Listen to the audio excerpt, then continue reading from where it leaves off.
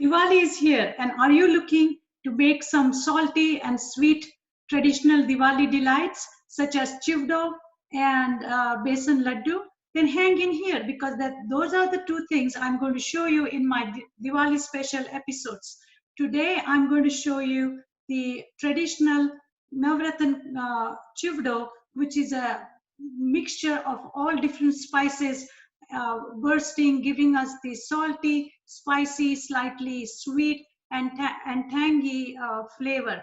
Okay, and then in my next episode, I'm going to show how to make besan laddu.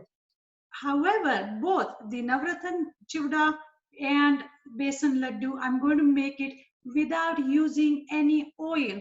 So we are not only going to have opportunity to to enjoy these treats, but at the same time, not feel guilty about eating it. And actually, you can have it more than a few times during this time, right? Because these are going to be packed with fiber and flavor, but not with unnecessary sugar and oil. Okay, so how am I going to do it? We are going to start with the Navratan Chivdo first. Like I said, my next episode, I'm going to show you how to make besan laddu without any ghee or oil and refined sugar. So let's start with the chivdo. So for those of you who know what chivdo is, it's basically made out of rice flakes or puffed rice. These days, people have been making it with millet flakes or corn flakes even. But I'm going to stick to the slightly healthier version of these flakes. For example, I'm going to try making it with red rice poha, which is red rice flakes, some oat flakes, pumpkin seeds, peanuts, coconut, and cashews. Okay, so this is our base mix here. All right, and it's very simple. You can always add some quinoa flakes in it, or the millet flakes in it, or buckwheat in it, chia seeds. You can literally add anything you want in this base mix, the base dry mix, I would say. Okay, so I'm just going to set this aside. Now, the most fun part of when I was developing this recipe was coming up with an idea as to how to make this flavorful and how to make the spices and all the flavors stick to these flakes.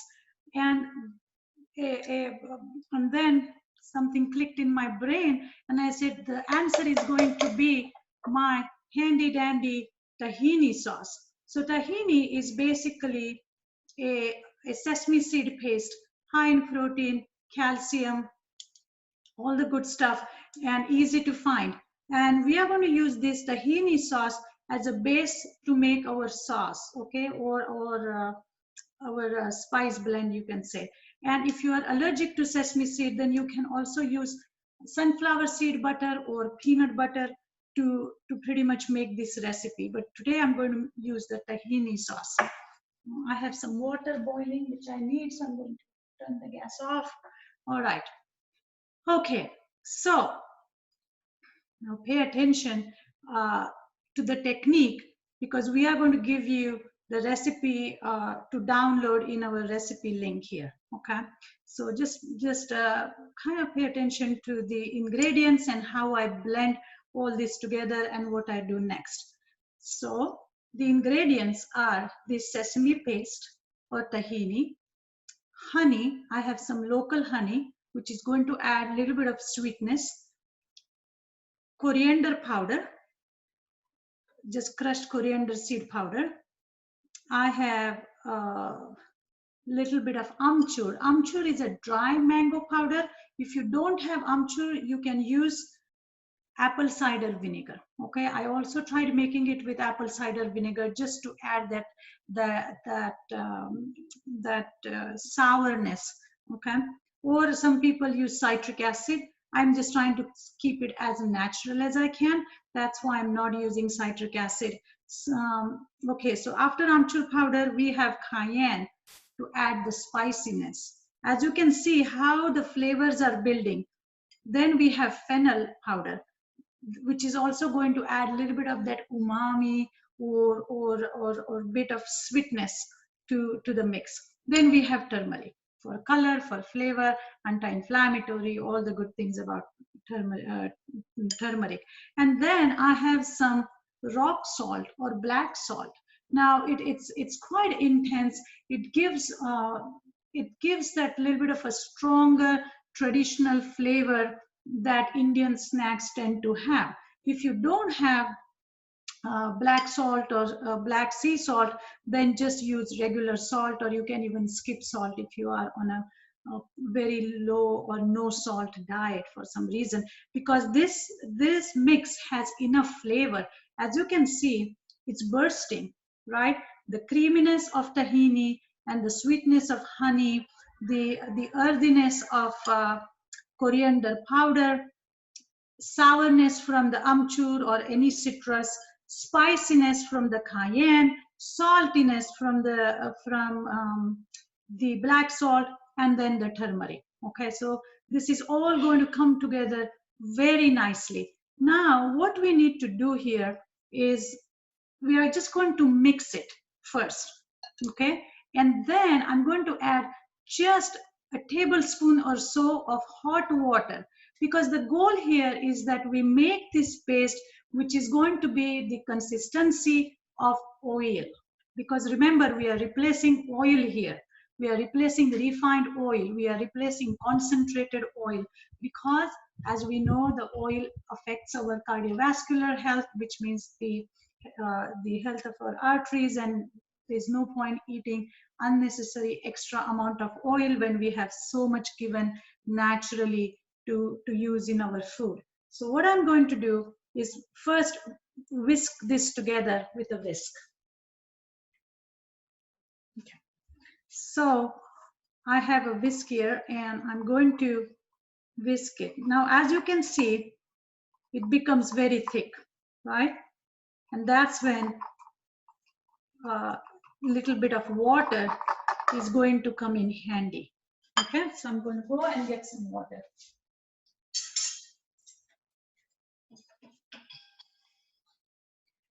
Now, you want to be careful as to not to put too much water, okay, because we don't want this to be too liquid, because we don't want to make our mix too wet. Okay, like I said, the consistency needs to be like a thick raw oil. Okay, this is still a little thick, so I am going to, oh my goodness, the smell, the blend has is such a cohesive, such nice aroma to it. By the way, make some extra, because you can always use it to use it as a salad dressing. Okay, so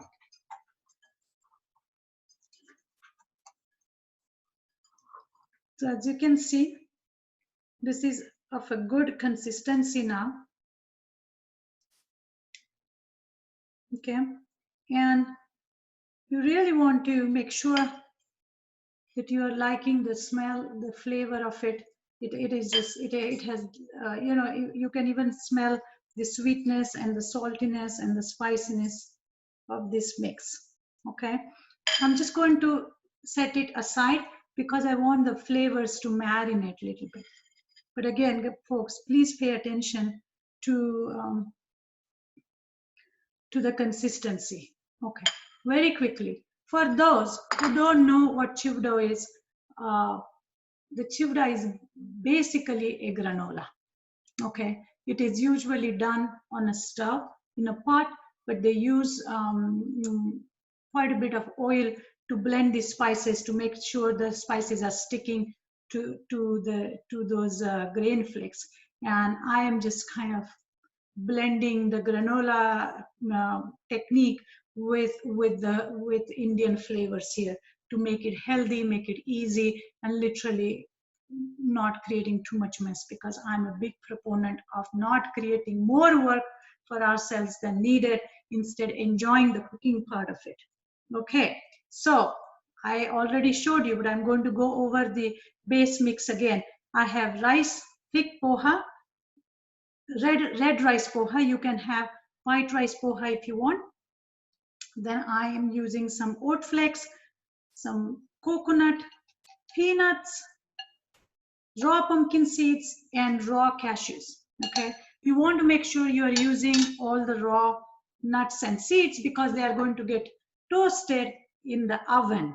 Okay, so now I want to talk to you about how I'm going to cook this mix. I'm going to use the oven at 250 degrees. Okay, and you put it in there for first 15 minutes. When 15 minutes are over, just gently stir everything in, everything around, and then put it back in for another, I would say, 15 minutes. Okay, you want to make sure that the nuts start to look lightly golden brown, and the mixture is dry yet not like super crispy, because it continues to cook as it cools down once it's outside the oven. And then towards the end of the process, so after 30 minutes, open the oven, and that's when you're going to add two other ingredients, which is some dry fruit. So I'm adding some dry cranberries and some raisins, but I'm not going to add it to this mix. Instead, I'm going to wait until the 30 minutes are over in the oven, and then just throw the raisins and dry fruits, raisins and cranberries in it, and then allow it to cook for another 5 minutes or so. And then take it out, and then allow that mixture to cool down. Okay, now I'm going to show you another trick, okay, of mixing this. There is it's important that when you add the your wet ingredients, or wet sauce, you can say, or this mixture of the spicy tahini sauce, you want to make sure that it doesn't lumps, right? So what I'm going to do, I'm going to drizzle some first. Okay, you want to drizzle quite a bit, and then you want to make sure that you are using a spatula to gently turn this around as if you are tumbling it. Okay, and that's the trick here. Okay, if you feel that the sauce mix is a little too thick, which I think it might be right now, then I'm just going to add a little bit of water to the rest of the sauce, and then pour some more. So as you can see, I'm not pouring everything at once, because I want to tumble excuse me,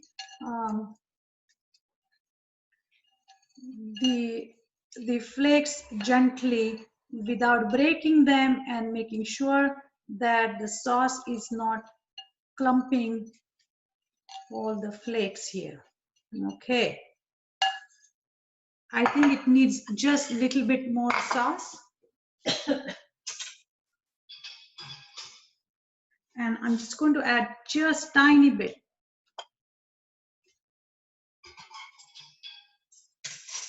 of water, and then just add few drops.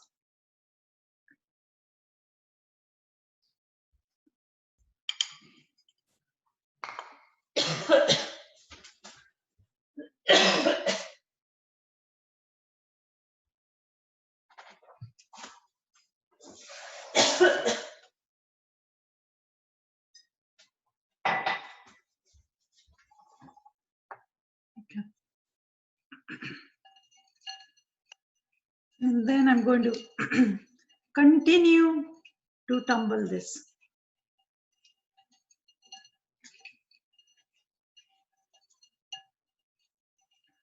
Okay, you will see that the mix is little bit wet, but it's not like soaking in the sauce. And that's exactly what we want.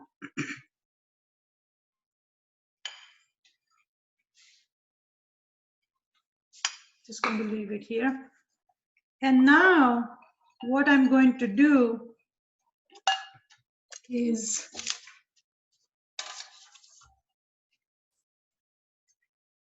take this mixture and spread it pretty thinly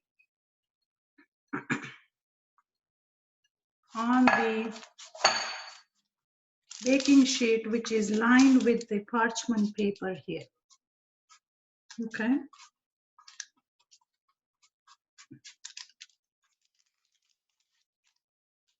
And this is, like I said, is going to go in the oven for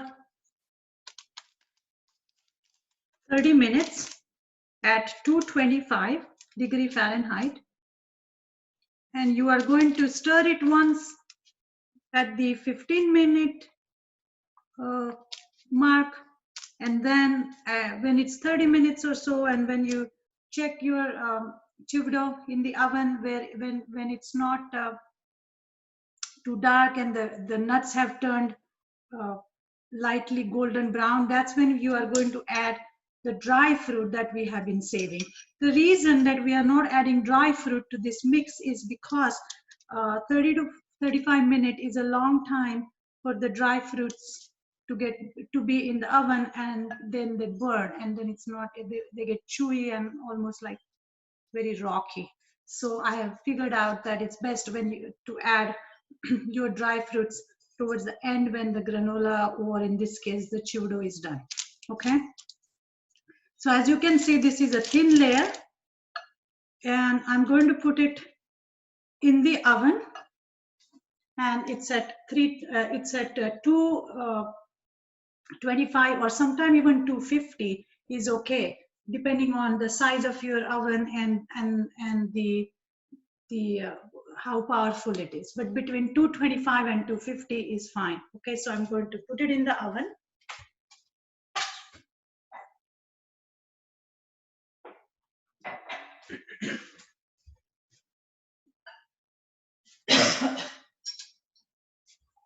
Now, in the end, when everything is all said and done,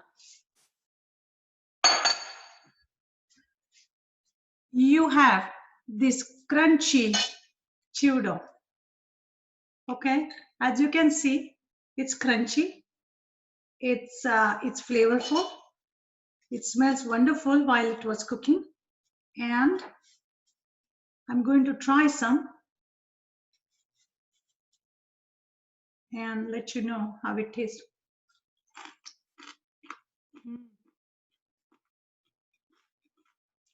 Who knew that you can make chivdo without any added oil? Like I said, look at this. If I use the traditional white rice flakes, this will look just like the traditional chivdo, which is light yellow in color. It looks nice and golden color because of all the masalas and the red rice poha that I have used. Okay, but otherwise this looks beautiful. This tastes amazingly flavorful. It's literally bursting with that cayenne and the sweetness of the honey and the creaminess of the tahini and the nuttiness.